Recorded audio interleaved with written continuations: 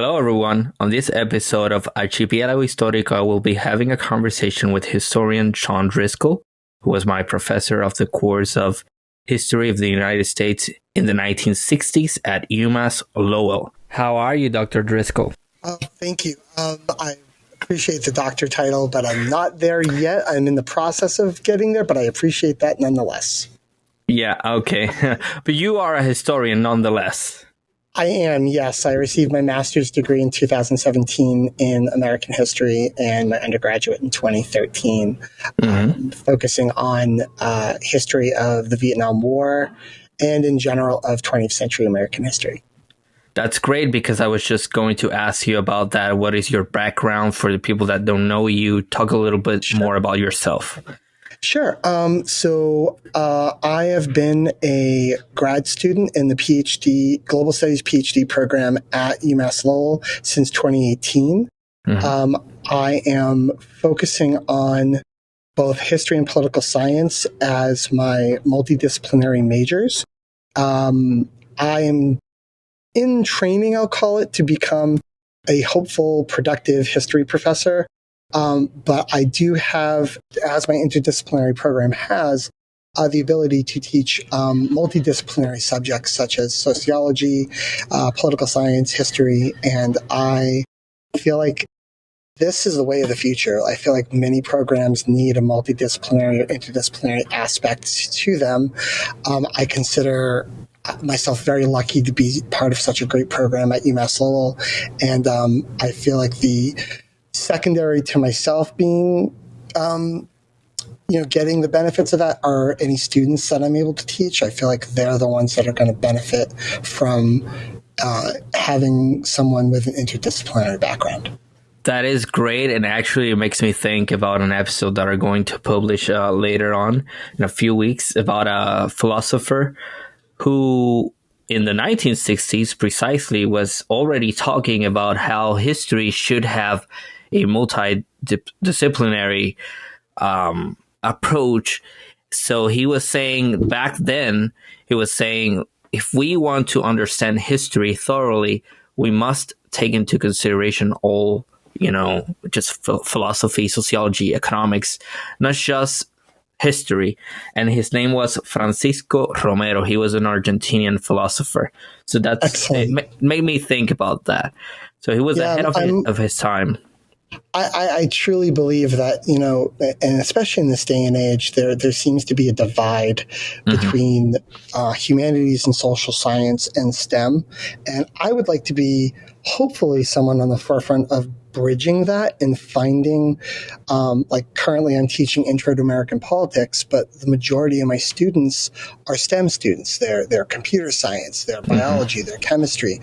And my goal is to help them sort of interpret American politics and then somehow maybe even bring it into the work they do. It's just like I feel like there needs to be a little bit more interconnectivity between both humanities, social science programs and STEM programs that obviously they're vastly different, but you can have sort of connective tissue between them. I think you are already achieving that. And history is one of those courses in college that students take to sort of be, this is just some requirement that I have. I'm just going to take this history class because I think it's going to be easy. Just memorize a couple of dates, historical dates, talk about some historical figures. It'll be boring, but I'll get an A and move on with my degree. But I think you are bringing a new approach to the way history is being taught. So can I just counter that with, as someone who is more history, political science-minded, I had the same thought process on the opposite way, looking for science classes that were quote-unquote easy, like things that I could take that, like there was a class I took in my undergraduate called Weathers of the World, and I figured that's an easy class to take. Or I took a human and food, humans and food, thinking that would be easy. And obviously I was not realizing that there is a very large scientific sort of way you have to take these classes. So I do recognize the opposite part of that as well. Right. So let's talk about a little more about your approach to teaching, because you like to incorporate pop culture into your classes. Yeah, thank you for mentioning that. So I am a firm believer that students should be able to learn a multitude of ways. And one of those ways is finding sources that are a little bit what you would call out of the box. So I respect the written word. There's lots of written word in regards to monographs and books and speeches and all sorts of and journal articles. But I also believe that a student can also learn from film, television, music, photography, art. We don't have to take these things and just put them off to the side and say we can't source them, we can't use them. I feel like they do have the ability to illuminate a student's writing, a student's research, and hopefully I can work pop culture into anything I teach in the future so that I give my students sort of a fun, exciting new way of looking at something that maybe, needs a fresh approach. You know what I mean? Like there's lots of people that study the Civil War, lots of people that study medieval history, but a lot of people don't think of television or film as something that they could use to illuminate what they're learning. I disagree with that. I feel that it can be used. So my approach is a very cultural, sociocultural, and pop cultural approach to learning. Which is great because traditionally we read books and articles, and that will remain a very important component of every, but we have to be inventive and creative with the way in which we are teaching history nowadays, especially with newer generations who seem to have shorter attention spans and their own challenges if you want to teach them. So what has been your experience with that? So I can give you an example of what I'm doing this semester with one of my classes. So I'm teaching Intro to American Politics. Yes. And I had each of my students create a Twitter account. And they put their name and I had them pick someone in the realm of American politics. It could have been a politician, male or female. It could be a political thinker. It could be a journalist. It could be a talking head. And they have to post 3 tweets a week as that person in that person's words. So they have to research and find what that person said on whatever we're studying that week. So for example, this week we're doing the founding and the Constitution. So if someone has Justice Scalia, they have to find something that Justice Scalia said about that, post 3 times, and then give me where they found their sources and why they chose those particular sources. And that's the week to week that students have to do in my class, other than read the book. And I figure it's a great way for them to work social media and, taking social media and using it in a vastly different way, but also gives them the opportunity to reach out to find other sources that they can find. They have to look at speeches. They have to look at, newspaper articles. They have to look at, maybe a C-SPAN article, maybe something on CNN, something that they found the person that they said and use it to explore that person more politically. Speeches seems to be an integral part of your courses as well. And I think the most important one, at least to me, that it was part of your course, Newton and Minow, I think. Minow, he was a commissioner during the 1960s, and he was warning the public and I think stakeholders, right? And producers, TV producers, about the importance of producing content that's educational and well thought of and not just rubbish. And it seems to me that speech in particular resonates now more than ever because we have a lot of trash on TV. And I'm sorry I'm being a little harsh, but that's the way I think. Yeah, no, I chose that article in specifically because it was written in the early 1960s, and in many ways, it's prescient in regards to what we have in TV today. And I don't know if that was Minnow's intention, but you definitely, when you read his speech, and Minnow was a very big person in the FCC of that time, he really shines a light on what kind of content are we creating? What kind of content are we putting forward? And it was in this one speech that you can actually see 50, 60 years of television ahead. So all of my students in the class, especially you, really jumped to that speech and gave me some really good feedback on it. So it's really good. Yeah, and actually, I think he's still alive. He was born in 1921. I was researching him a little bit, and I think he is still he's around. I think so. Yeah, he might be elderly, but he's still around for sure. Yes. So even though that was a speech from the 1960s, and there aren't a lot of people from that generation around. It makes me wonder: is Minnow still watching TV? Has he just given up? That's a great. I'm curious what he would think of. I'm curious what he would think of like Love Is Blind or Breaking Bad. Like would that fall into his wheelhouse of, or Jersey Shore or that kind of thing? Yeah, I think he will be a little outraged. I think so too. Yeah. So the comments you were making before about the speech, about how you, so the Twitter thing, that's very, very interesting, and it's good that you actually clarified that a little bit, because the first thought that popped into my mind when you said that was, well, that opens students to become trolls, but then you said no, because they actually have to post the words that those people said. Yeah, the other thing I do is I create a Twitter circle, so everything is end to end, just the class. We don't add anyone else in Twitter. It's just each other. Oh. So students are able to read what other students are writing and offer comments if they want. It's not required. It's just required that they post 3 times per week, 10 weeks out of the 14 weeks.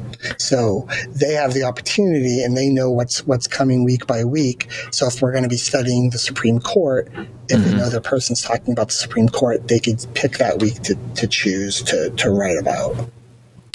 Interesting. So regarding the subject that we're going to talk about today, it seems to me that the 1960s, well, first of all, let me make this comment, because a lot of people will be like, this is a podcast on Caribbean history. How come he is talking about the history of the United States? This is there's a simple answer to that.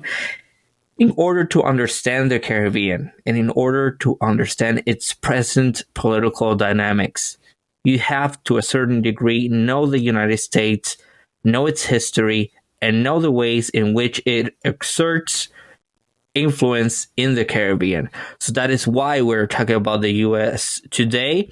And also, we must also remember that there's a lot of Caribbean diaspora living in the United States. So we are minority, yes, but we are important and, part of this big cosmos, if I may say it that way, that is the United States. So that is why we are talking about the United States, and specifically about the 1960s. Now, with that said, what I'm saying is that it seems to me, and I don't know if you agree, that is probably the single most important decade up to now in terms of influence. A lot of things, we're still feeling the consequences of the 1960s, and a lot of things that we're experiencing today have their origin in that decade. I don't know what you feel about how you feel about that comment. Well, I would agree with that 100%. I would start off by just recognizing that, keeping to the United States in the 1960s, the United States in the 1960s in the Caribbean, hits certain areas of the Caribbean and other areas not so much. Because remember, there are other nations that have territories in the Caribbean, which we have little or no. I'll speak of one area I've gone on vacation twice is Turks and Caicos. Turks and Caicos, beautiful island, but it's a British territory. So as we have very limited we have trade and we work with them in certain areas, but unlike areas say Cuba or Puerto Rico or others where we have a lot more involvement in, it's similar. As in, if we're looking at Western Hemisphere, if we're looking at Central America, if we're looking at South America, there's limited reach that we have in certain areas. Now, I would say and argue, and I'll begin anything that we talk about with this, is that we have a president that comes to presence in the 1960s, John F. Kennedy, who makes the Caribbean a priority. And we have presidents before then who gave some attention, but not a lot. We find in Kennedy, whether it's good or bad, and we can discuss this, an actual, if we want to call it a flashlight. He shines a flashlight on America and the Caribbean, some good, some bad, and we can talk about that. But I don't think, I would say we have not had a president before him to actually make that part and parcel policy of what that administration is going to focus on. I think I agree with that. It seems to me like Kennedy was a little more involved and more interested in the Caribbean as a region, and it reminds me of an episode that I recorded, and we talked about how how Puerto Rico and the Commonwealth try to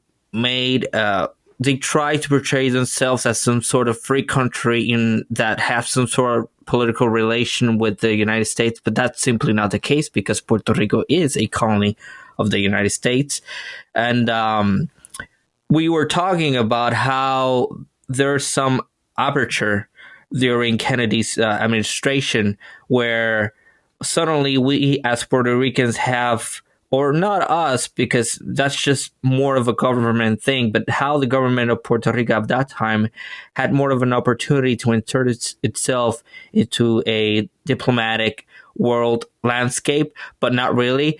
But that came with Kennedy, and then it died with his death, actually. And I don't mean to sound, what I'm trying to say, but it seems to me that he was someone who saw the Caribbean differently to other presidents.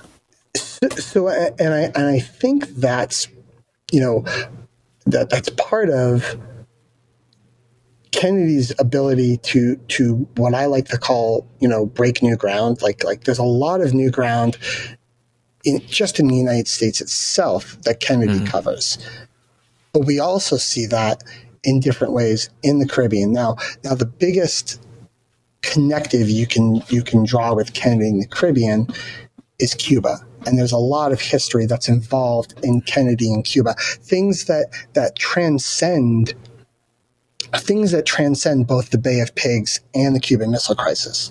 But we see those two moments in history, and they're very large moments in history, where the United States has a very heavy sort of shadow over the nation of Cuba. And speaking about the Cuban Missile Crisis itself, we were, and this is not hyperbole, we were on the brink of nuclear war. Oh yeah. And cooler heads prevailed in a larger multinational sense. And I think it's one of those moments where regardless of the outcome, is that from that moment on, we would never not take Cuba seriously. That there is always going to be, and I think this happens after Kennedy, a better sense of dialogue, whether we agree with Cuba or not, or Fidel Castro or not. There's a better level of dialogue after the Cuban Missile Crisis, and I think there needed to be. Otherwise, we would just repeat the same mistake. And I know we are dealing with other things such as our relation to the Soviet Union, but I like to think that we're able to have a dialogue, whether it achieved anything or not, we were still able to have that dialogue. Sometimes, and I don't know if you would agree or disagree or not, that even just having it, even if nothing happens, is still progress. So there's this speech that you included from Kennedy at I think it was a graduation. Yeah, it was the American University commencement speech in June of '63.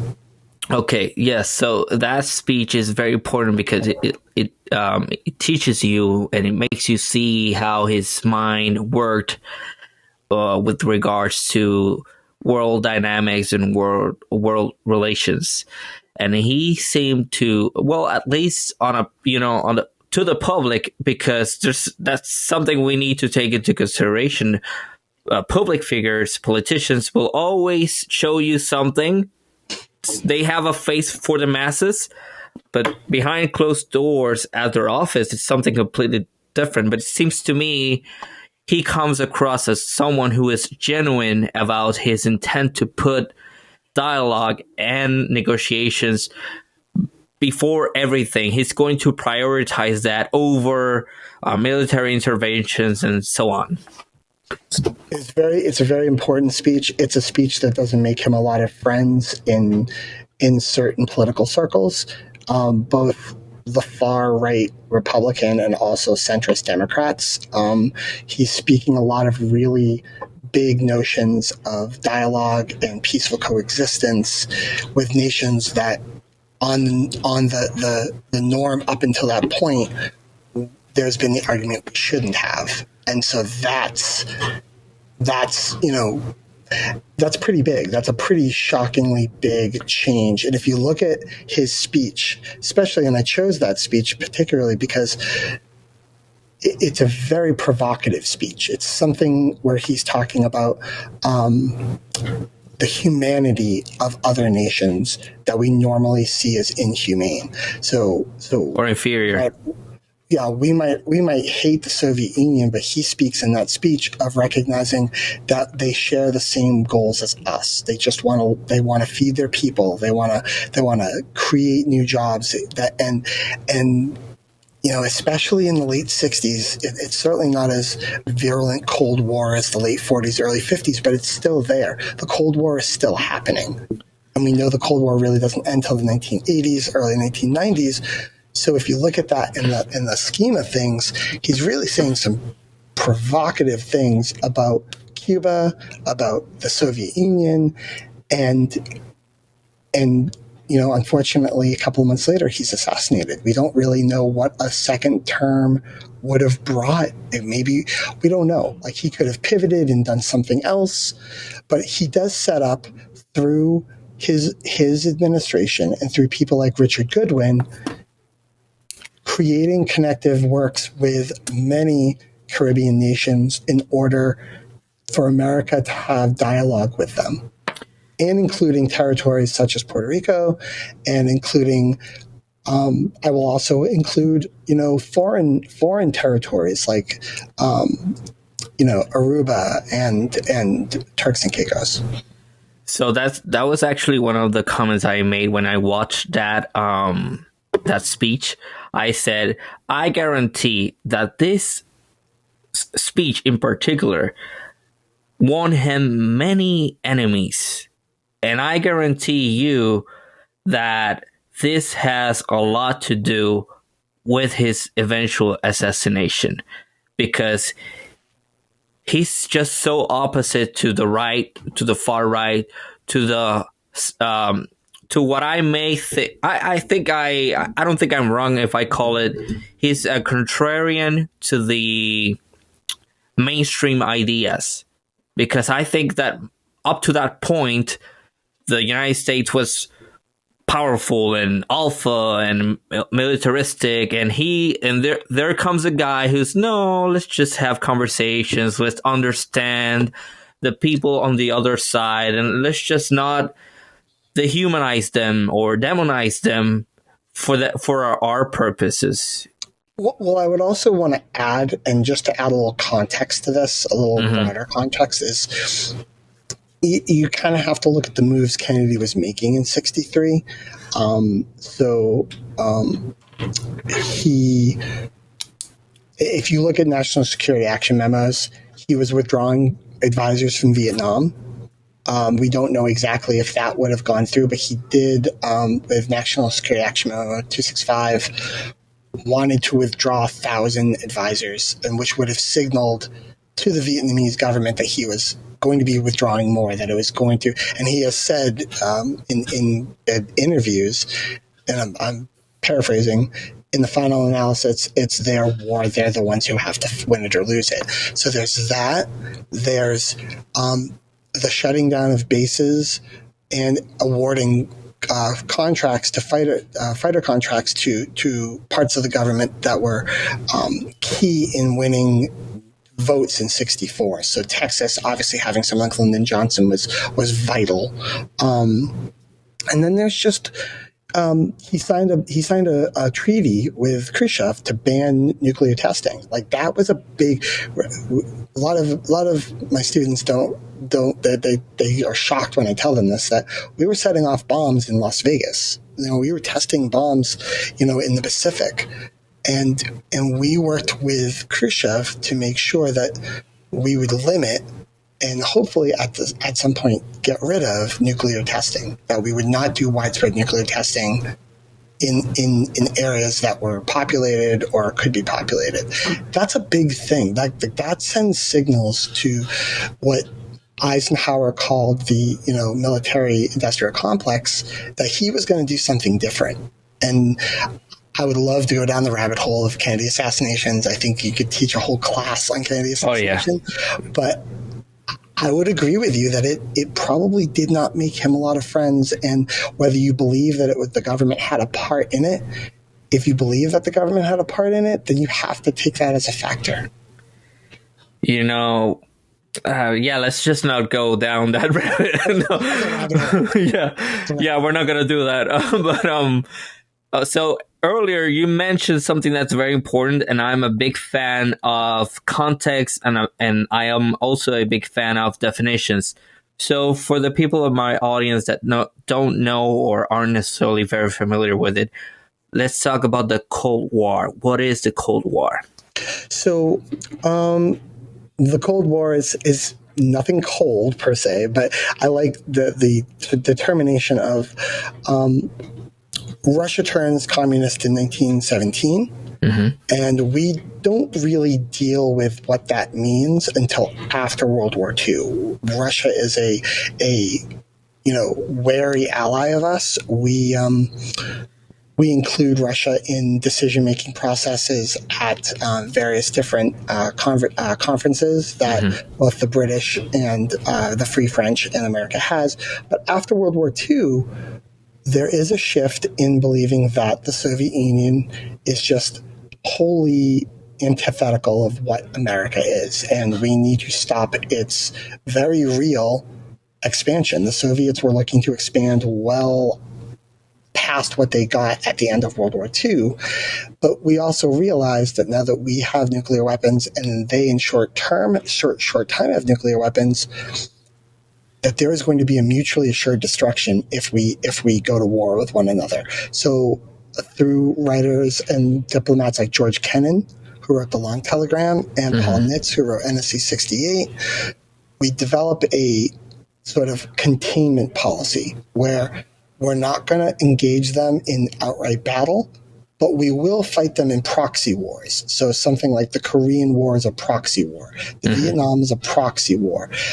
Our fights in Latin America in the 1980s are proxy wars. We're not going to battle against them or China themselves, a country that turns communist in 1950. But there's a period of just like frozen relations. We don't have proper relations with the Soviet Union. We have diplomats, we have people talking, but we don't have a formal relationship. And especially with China, we don't recognize mainland China as China until 1972 with Nixon's visit.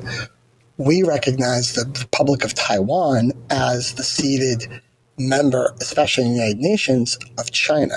So that starts to change in the 70s. It starts to change in the 80s. And then by the late 80s, the Cold War is slowly becoming unthawed, pardon the pun, until the point of the downfall of East Germany in 89 and then the Soviet Union in 91. So by 1992, the idea of a Cold War is gone. And we have new relations with both China and the Republic of the former Soviet Union, which is now the Russian Federation.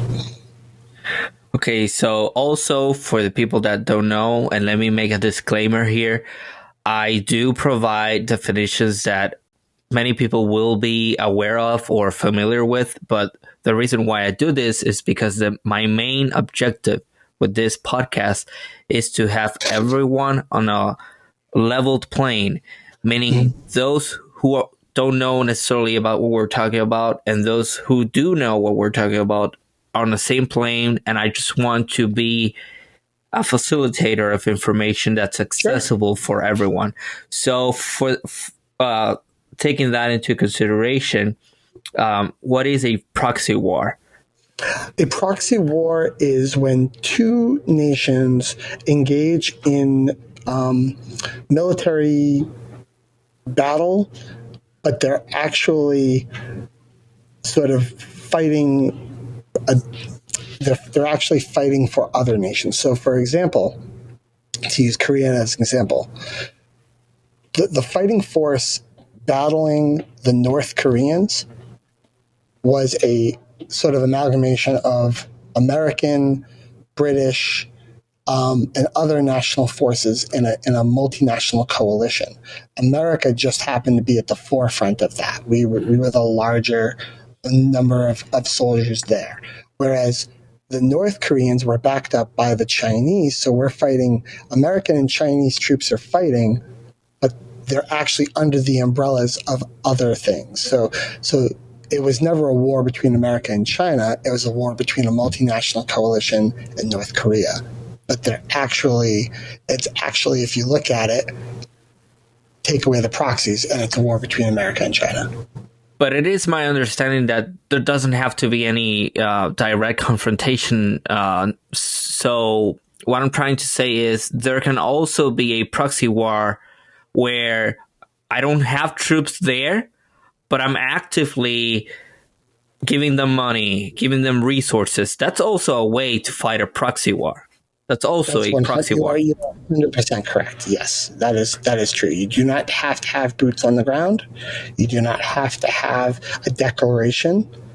You can, through actions, be part of a military advance or a military support of another nation.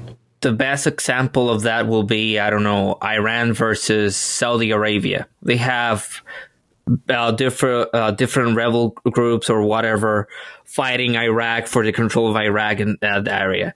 They're not necessarily fighting on an all-out war, but they're certainly financing the resources and providing logistics and intelligence.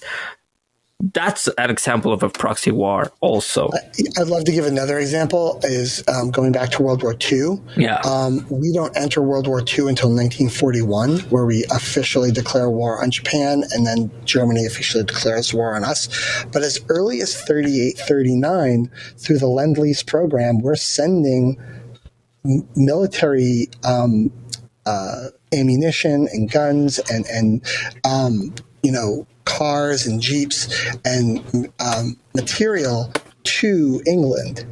And Germany knows we're doing this, but they're not declaring war on us because they don't want to go there just yet. But right. We are supporting, we are giving as a tacit support, but still support to England in their efforts to combat Nazi Germany.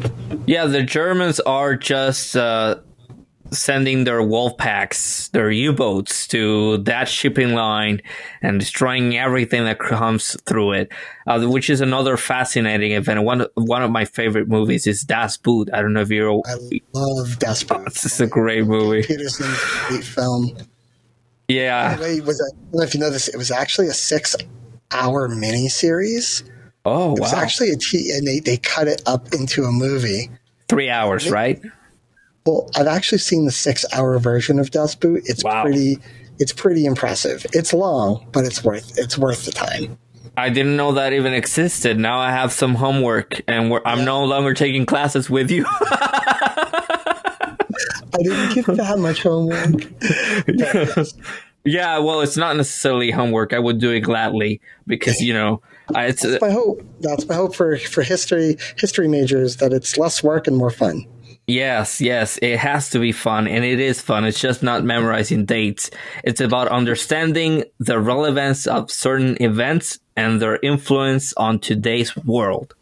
And that's the funny thing is Hmm. I grew up in the 80s, and I remember having several high school teachers Hmm. tell me, like, history is the study of dates. And then you get to college and it's like, no, it's the study of movements and ideas and taking moments in history and grafting them onto others and looking and seeing what the differences and the similarities are. So I feel like my undergraduate, my master's better prepared me for my love of history than high school did. Right. We did have good high school teachers in the interim who did take it differently, but I feel like it's in your undergraduate, in your master's, and I would say especially in your undergraduate where a stronger love of history can develop. Hmm. It is looking at the past and saying, for instance, aha, so this is how we got here. This is why we're going through this now. We can actually pinpoint certain things to the past and see right away that this is why the economy is so messed up right now. That's very important knowledge to have for everyone, not just historians. Oh, sorry, 1 second. No problem. Can you hear me? Yes. My things popped up. Apologies. Oh, yeah, no problem. So yeah, I'll give a great example. When the invasion of Ukraine happened, and one of the things I loved, and I did this with my class was the Age of Nixon. We had nothing to do with Ukraine whatsoever, but I gave my students opportunity the day it happened to talk about what they were hearing, what they were seeing, and we spent a decent part of the class trying to work it into a historical perspective. Have we Hmm. seen this before? Have we seen this with other nations? And we have. So I felt like giving them the opportunity was the smartest thing to do, and I felt like it was a better overall class for it. So let me ask you this: if you have to tell me, no, I'm not. Let me ask it a different way. Sure. What is your favorite thing about the 1960s? Famous, I don't know, favorite event or something. The So thing that you like so the most. Yeah. So there's much I love about the 1960s. So by admission, I'm a Vietnam War historian. So a lot of what I filter the 1960s through is our relationship to the nation of Vietnam, our both advising and military experience. But you very kindly worked the idea that I'm a pop culturalist. So a lot of what I look at through the 1960s is how do we interpret the 1960s? How was it interpreted then through pop culture, and how do we interpret it now? So, I mean, I look at the 1960s as a period of absolute openness. It's one of the most open and brave decades I feel America has ever had. Because if you look at it, it's when film and television become just different than what they were before. Television being very, in its nascent stages. It's fashion. Fashion becomes much different and bolder. Think about the fact that we're now flying more people across the globe in the 1960s safely in safer airplanes. We're a much more global nation in the 1960s than we ever were before, especially when we get to the knowledge of, you know, places like San Francisco and Los Angeles and New York, and definitely the counterculture movement. And, that's really important, and I feel not focused on a lot. It gets kind of a bad rap, so to speak. Like, a lot of people feel like the counterculture are war protesters, and it's like, no, they were young American male and females who were trying something new, who were fighting for civil rights, who were fighting for peace. They were trying new things, and I feel, I'll say this in conclusion, we could not have today without the 1960s. It was a growth spurt. If you want to look at the nation as a growing body, it was a growth spurt we needed to go through. As tragic as part of the 1960s were, there were equal amounts of beauty. Yes, and a lot of people, when they hear about the 1960s, they just scoff and say, "Oh, hippies." They try to downgrade it. It's very important, and I've heard several times about what was this group that was Afro-American, that they were fighting for civil rights, the Panthers, right? I think the Black Panthers, yeah, the Black Panthers. So I've heard about a similar group named Young Lords, and they were Puerto Ricans, and so I'll produce an episode on that soon. I'm still trying to find who I will have that conversation with, because I would also add one of the most important and just changing moments, especially in the life of Hispanic male and females, is the Chicano movement of the late 1960s, where everything from agriculture with Cesar Chavez to urban planning and urban living, you have in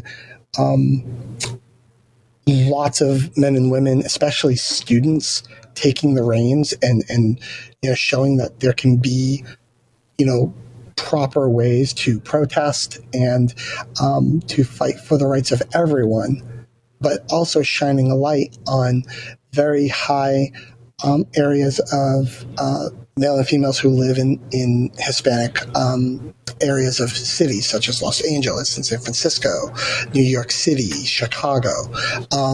It's a movement, and it was called a movement that I feel needs a lot more light shined on it. There's a lot of history there that can be made. I feel as though the 1960s is not very visible, because it seems as though the Vietnam War, for instance, was lost, and it was such a catastrophe on so many levels to the country that it's just better to just forget about it and move on. Yeah, so I'm glad you mentioned that. I am very lucky that I have taught a class on the Vietnam War since 2019 every summer. That's offered through the Graduate and Professional Studies program here at UMass Lowell. And it's a 10-week course. I was able to teach it my first year of teaching in my program, but unfortunately that was COVID, so it was all online. It was done, via Zoom. But I teach a 10-week course on the Vietnam War, and it's hard to take such a big topic and whittle it down to 10 weeks.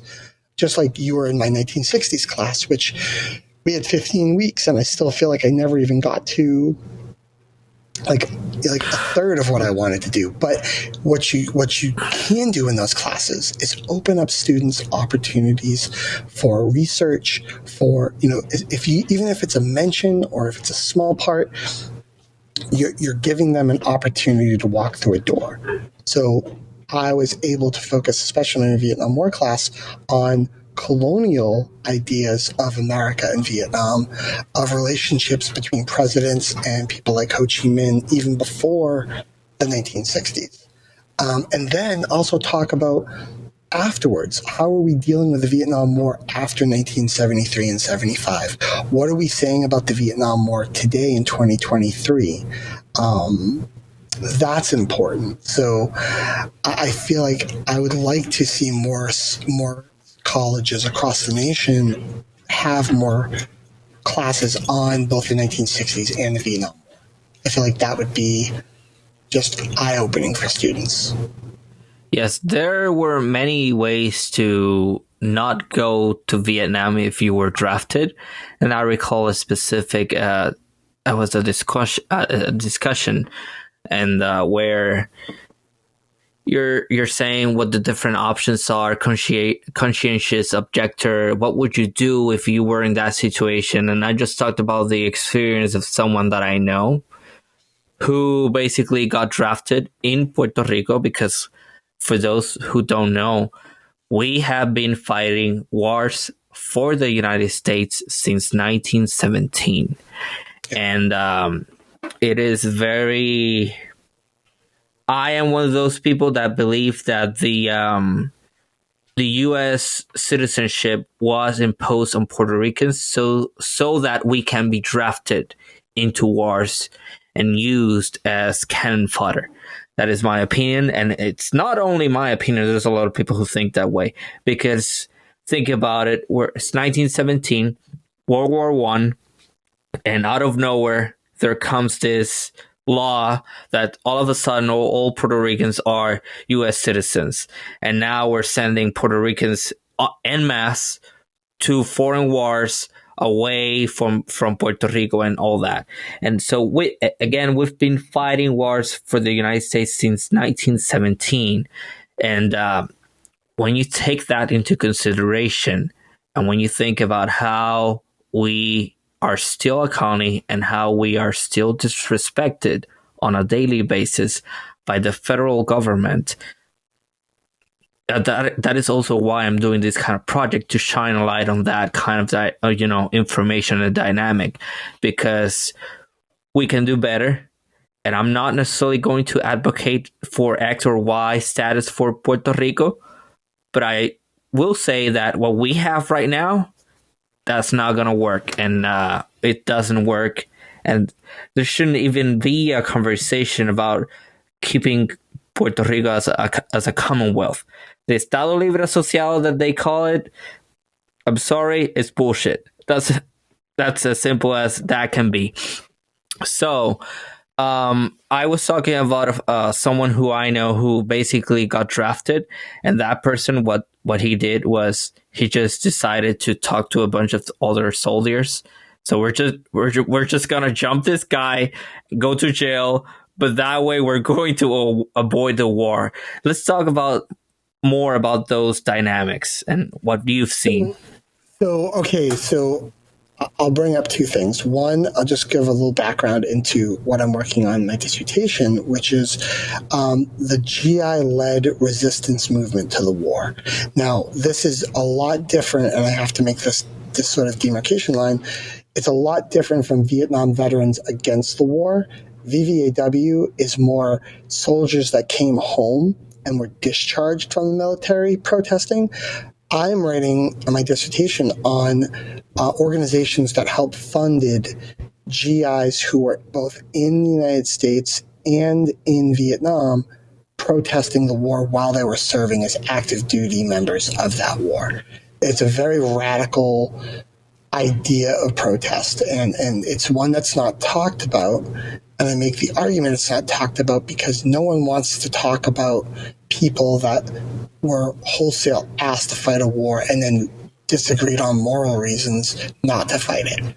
There's sociological instances of cowardice and patriotism, which I try to talk about. I will try to talk about in the thesis I'm writing.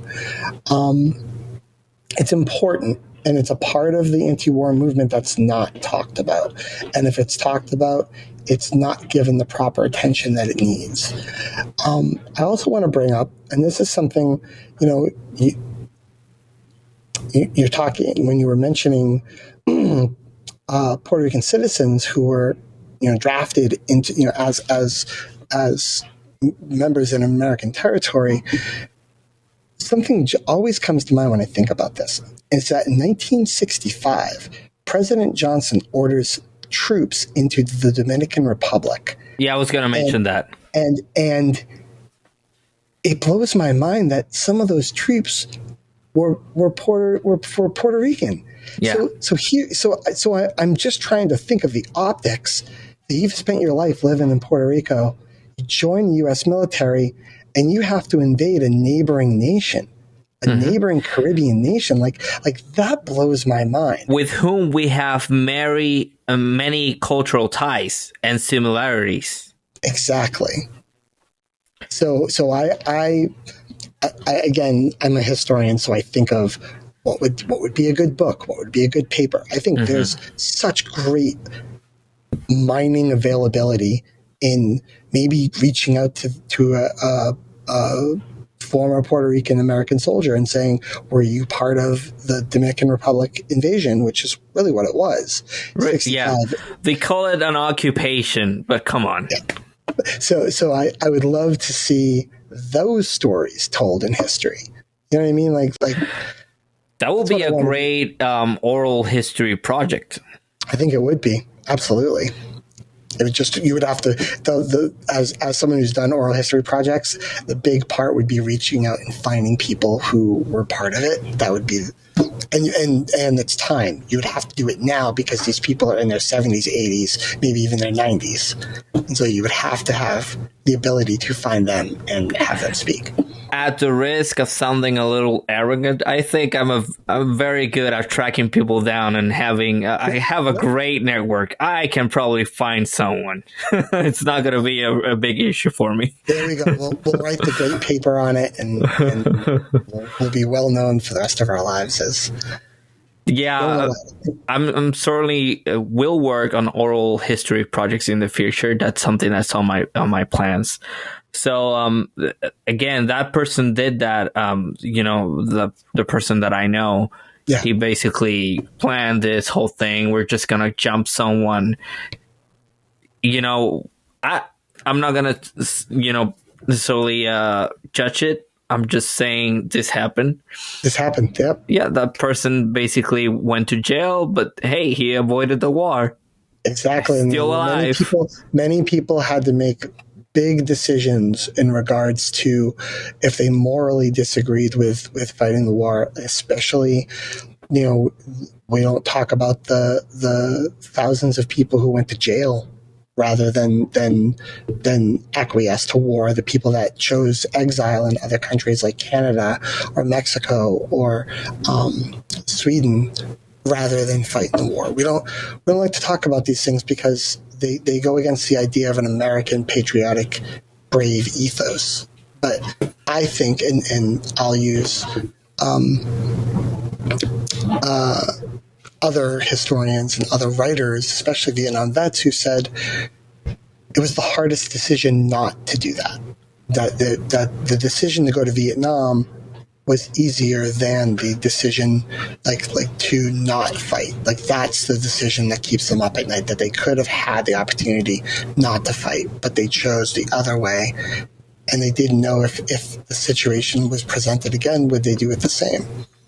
Something that bothers me is that you as an American, your country is calling you to fight in Vietnam. But we as Puerto Ricans, we have a completely developed national sense. We have an identity that's completely ours. So it kind of bothers me that we're still fighting in wars that have nothing to do with us. Because when you look at it from our optic, Koreans never did anything against Puerto Rico. The Vietnamese never did anything against Puerto Rico. The Afghans, the Iraqis, all the wars we've gone through. And yet we are, I believe, and this is something that needs to be fact checked. I think someone will. But it is my belief that the U.S. Army has around 92 recruitment centers in Puerto Rico. Wow. And that is no coincidence. So that's why I made the comment with all the intention to call us cannon fodder. Because I was going to ask you, why do you think that, like, in your estimation, why is there so many? Mm-hmm. Like, what is your estimation on that? Because they know that the economic landscape of Puerto Rico is terrible, and that they know that we can. It's gonna sound harsh. We can prey on young men and women who have no plans, who have dire economic situations, and we can go there and we can say, hey, so we're gonna give you a bonus. You're gonna be, I don't know, military police. You're gonna be a combat engineer, and we're gonna give you 40K, and you're gonna go there, and you're getting a degree, and then if you go through this, you're going to have a pension afterwards. And when you are in that sort of situation, that's very attractive. So I believe that the United States Army, the Army knows this. So it is no wonder that they're trying to actively recruit Puerto Ricans, to the ranks. And we have a history of being, I think it was the 65th Infantry. And I think they, La 65 de Infantería, they call it, which is the same thing. They were described many times as a great battalion, and I think this was World War II. But we have a reputation of being, we Puerto Ricans have a reputation of being great soldiers, and the United States knows that. So that is where I'm coming from when I say these comments. They're not just being born out of spite or resentment. No, well, if anything, what I love, especially in this conversation, is you got me thinking. Like, was there an anti-war movement in Puerto Rico in the 1960s? How many people in Puerto Rico actually served in the U.S. military? You know what I mean? Like, did any of them choose jail? Did any of them? So this is why I love conversations with historians, because it gets my mind literally churning, like, wholesale ideas for papers, for books, for talks, for conferences, and there's always room to study things like that. And I feel like that's why the role of a historian is so important, and the role of a historian is so important to be segmented into what interests them. Like I could go the rest of my life teaching US 1, US 2, World Civ 1, World Civ 2. That's fine. Like, I have a love of history, but I have a love of history that takes situations like the Vietnam War and the Cold War, and I can delve into them. It's like a fine meal. And when I would see your work in my class, it was so Puerto Rican focused that my first instinct was to say, oh, well, you should think wider. And then I'm like, no, like, he's actually on the right topic. Like he's taking what he loves and what interests him, and he's filtering all this stuff through it. And that's good. That shows that you're trying your best to really take a section of history that's important to you. Mm-hmm. I think you had come to me about your final paper topic, and I had said, just make sure that it speaks to the 1960s experience in Puerto Rico. And you did. You actually took that and ran with it. So yeah, we need more people who focus on people. We need more historians who focus on eras, who focus on events. Nuance. Yeah, you know what I mean? Like, you can talk broadly, but you can also be narrow in your broad talk. Yeah, microhistory is actually a branch of history that would be the thing you're talking about. Yeah. Something that talks about the individual, on the individual level, on the community level. Well, like someone like a historian who I love is Robert Caro, who has spent his entire life writing about Lyndon Johnson. Those are the books that he creates. He does he's a biographist of Lyndon Johnson, and I love that. Or someone like Elizabeth Hinton, who does a wide range of stuff, but focuses a lot on incarceration and how that affects minorities. And so, or someone like, Eric Foner, who focuses a lot on the Civil War. Like, you know what I mean? Like, I feel like having your niche is great, but what type of historian do you want to be with that? Mm-hmm. My goal with Vietnam is to show through both primary and secondary documentation, but also through popular culture, just how America dealt with that war, how they waged it, how they still deal with it today. I feel like the pop culture can teach a lot about that. What's the name of this movie that's about the Vietnam War? That's very Jacket. Full Metal Jacket. Full Metal Jacket. Yeah, so this is very Stanley Kubrick, right? Stanley Kubrick. Yep, Stanley Kubrick. Yep. Yes, I feel like we should probably coordinate to make more episodes because it has been an hour, and I feel like we've barely scraped the surface of this topic. I've enjoyed this fully. Thank you so much for having me on. I really appreciate it. Well, if you have more time, I would like to keep talking because I have so many questions for you. Yeah, I have a little bit more time. I have to make my way back. I live an hour away, so I have to eventually make my way back to the central part of the state. So. Okay, no problem then. We're gonna make this the final section of this episode. No worries. You say that one of your areas is political science. Let's talk about imperialism, specifically U.S. imperialism, please. Well, I think we can't talk about imperialism unless we talk about colonialism.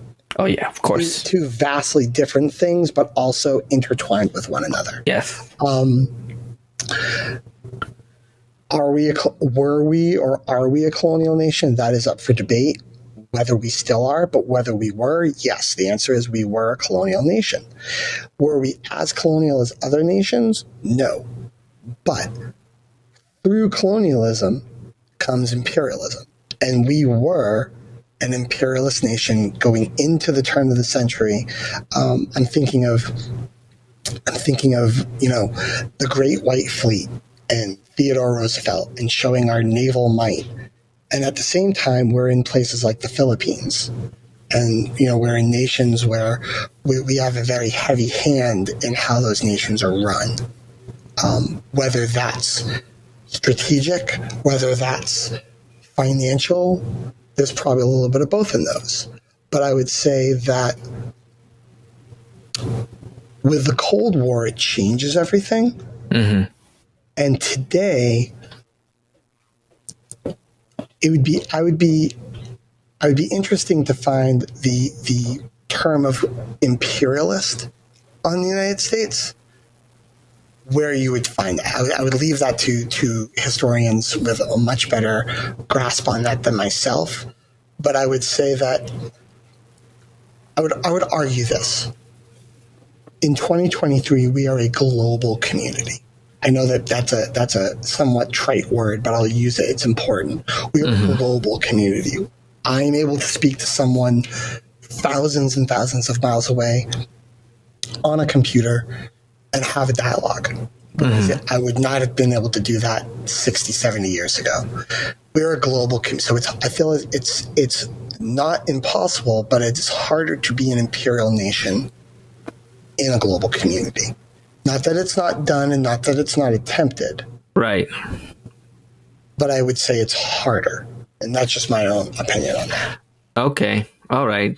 So you're saying that from what I'm gathering, it seems like your position as of now is, I think there was, but there is no longer imperialism in the United States. Well, I will say this.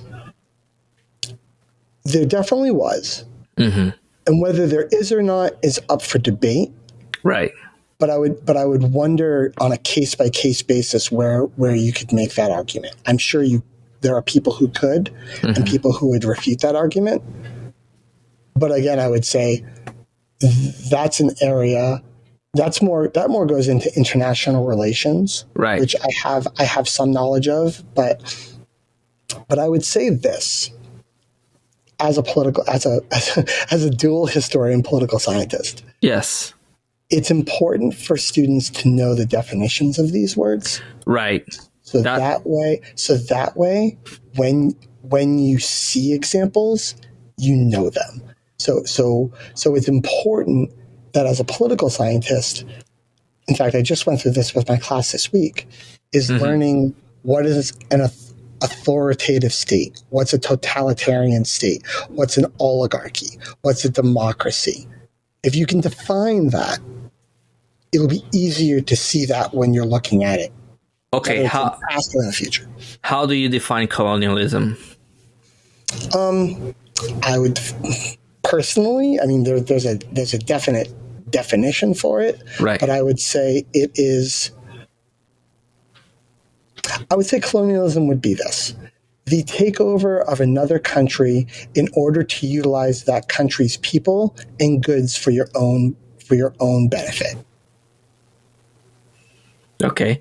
Well, if that's the definition, then I would argue that the United States is still engaged in colonialism because Puerto Rico, the Northern Mariana Islands, Guam, and American Samoa, so long as they are still second-class citizens, so long as they are being exploited, I would argue that there is still colonialism. And you know what I would love about that argument is that you probably would come to the table with primary and secondary source documentation. You would take other historians and other political scientists and be able to give their takes on it, and you would also be able to take documents, speeches, laws, and be able to use them to prove your point. And that's the great part of history and politics, is that you have all this information that you can use as evidence. Right. And you can say, okay, I can disagree with you or agree with you, but here's my evidence that I'm going to show you. And maybe that will change your mind. Maybe that will influence what you're thinking. I don't know, but here it is. And that's what I think is the great part of maybe in different areas like math and science, you have this moment where you can be like, wait, but there's this.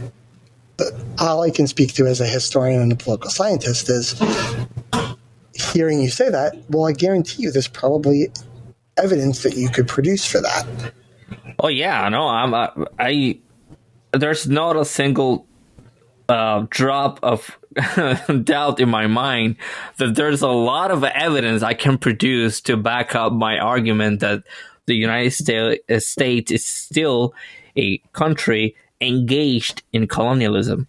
But you know what the cool thing is, Ramon, is that you might be able to, if we were in a room and you said that, right, there could be someone who, if they were kind, would come at you and say, I respectfully disagree with you, here's why. And you both got your suitcase of information, each of you, and maybe it's a stalemate. Maybe one of you sways the other to the other side. Maybe you walk away from it thinking something different that you hadn't seen before. And that's education. That's education in its purest form. Right. But I think, again, the Northern Mariana Islands, Guam, they exist. They're part of the United States. They don't have the same benefits. They're second-class citizens. Let's bring another random thing I can think of.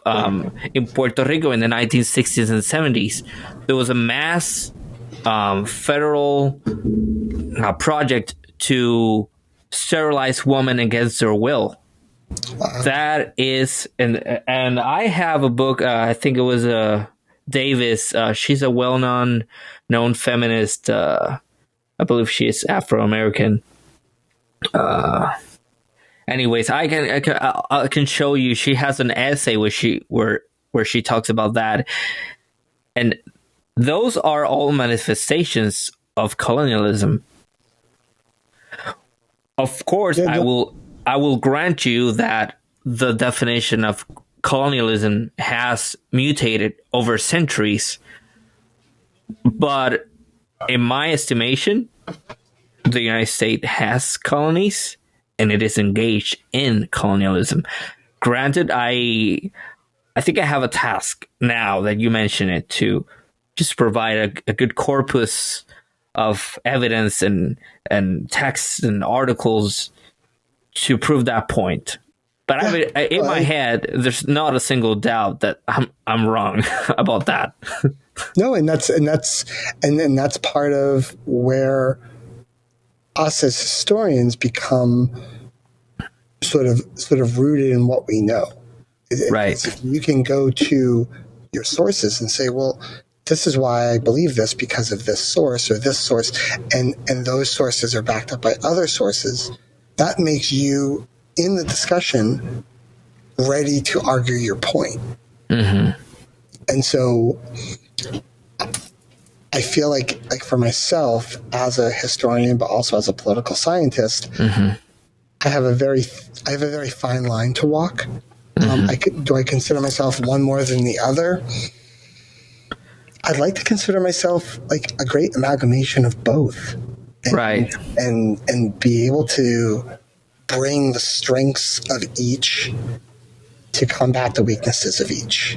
Okay, something I would add is, and I'm sorry, I just want to point this out. Oh, please. To a lot of people, I will probably sound like someone who hates the United States or something. I believe that the United States is a country pretty much like every other country in the world, in meaning that it has positives and it has negatives. It has light, it has shadows. So for me to be completely against, I don't know, American policies or the United States as a whole will be incorrect. But so it will be to be completely pro the United States. And, I want to be able to explain my case and because there seems to me like there's such I think that nationalism is on the rise again, and it's very dangerous because it puts on the heads of people that our country is the greatest. There's nothing wrong with it, and that's very, very dangerous. So just to give you a just consideration, and I just did this with my class today. Right. Mm-hmm. I want you to think of the world as, and every country has an age, and comparatively, the United States is like one compared to a handful of other nations who are probably in their 70s or 80s. Mm-hmm. So nations like China, France, England, the Netherlands, Japan, all of those have been around for thousands and thousands of years. Japan has the oldest monarchy in the world. African nations. Oh yeah. We comparatively are like a child, like a really, really young child. And we only have 200 plus years behind us. So I will say it, historically, we still have lots to go. Like I feel like, and I say this in a very optimistic way. Yeah. We have a long time ahead of us to learn from our mistakes. And I feel that we live in a technological age that the other nations never got to have. We have the benefit of technology, of transparency, more transparency now than we've ever had before. Mm-hmm. And maybe that will make us a better nation down the road. Maybe it will take us a shorter amount of time to get to a more enlightened area than it did other nations. I don't know. I mean, but all I know is that comparatively, I look at us as a very young child compared to the rest of the world.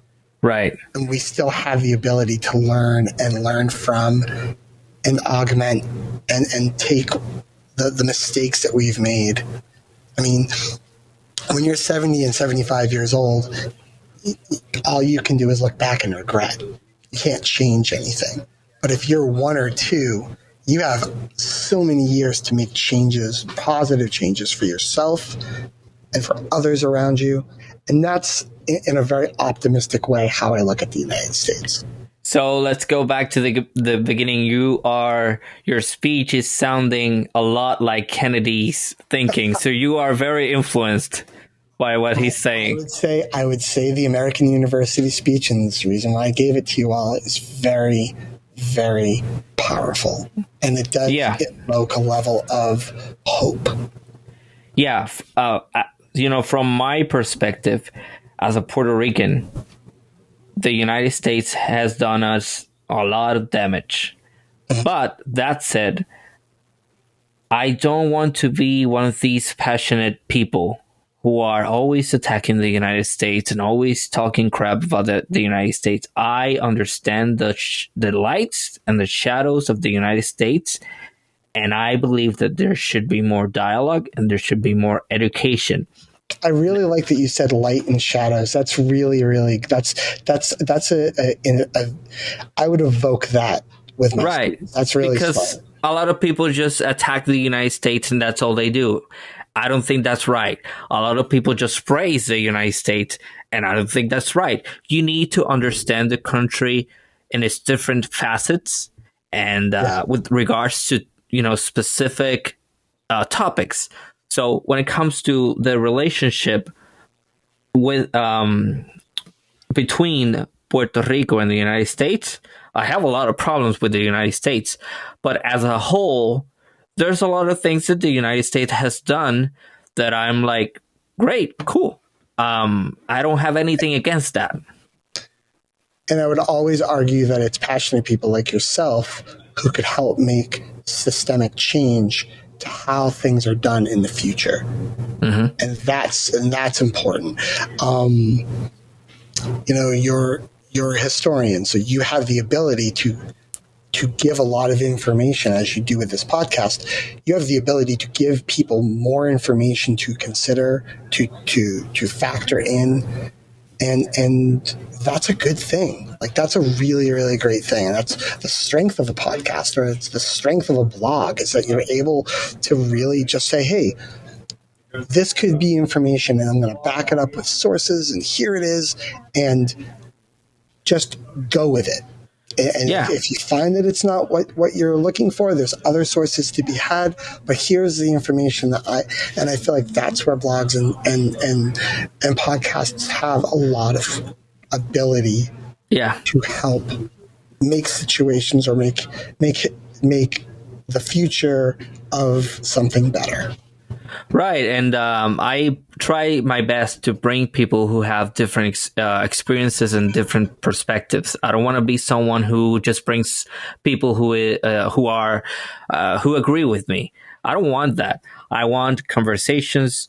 I want honesty, and I want dialogue. And I am so glad that you invited me on here to give that. I appreciate that. Right. I can see that we don't necessarily agree with the colonialism thing, but that's fine.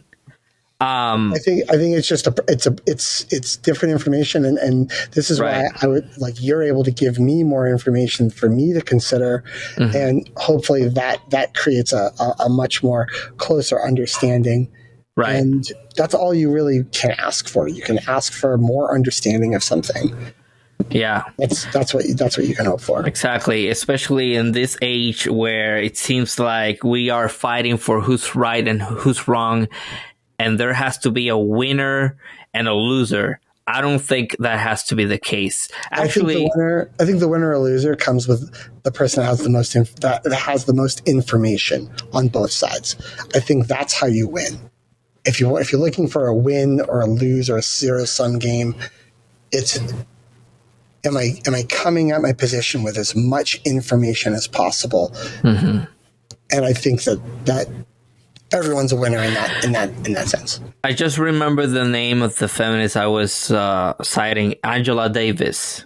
Oh, yes. She's an amazing historian and writer, and has contributed a lot to sort of counterculture studies in the 1960s and 70s.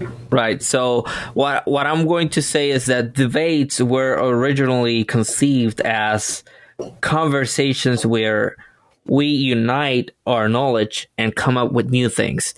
Now it has changed to there's going to be someone who's going to be humiliated There's going to be someone who's going to rise up as this victor. And I don't think that's right. We shouldn't look at debates in that way. It diminishes intellectualism. It diminishes the power that knowledge truly has. So with that said, I'm going to leave it right here because I know you have somewhere to be. So I'm going to thank you for participating in this first episode of Archipiélago Histórico in English. And many more will come. But most of my episodes will be in Spanish. I want to thank you, Ramon, for having me on. This has been a great conversation and illuminating and also inspiring. So thank you so much. No, thank you. We'll be in touch, and hopefully we can coordinate another one with, a little more nuanced. We can focus on something instead of being, talking about something as broad as the United States in the 1960s. No, thank you. Yeah. Okay. So thank you very much. And this has been another edition of Archipiélago Histórico. Hasta luego.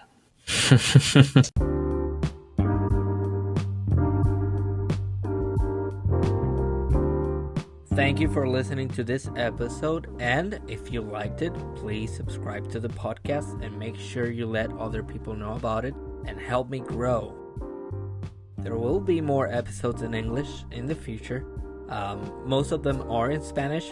However, I will produce again more episodes in English in the future. Thank you, and I'll see you next time.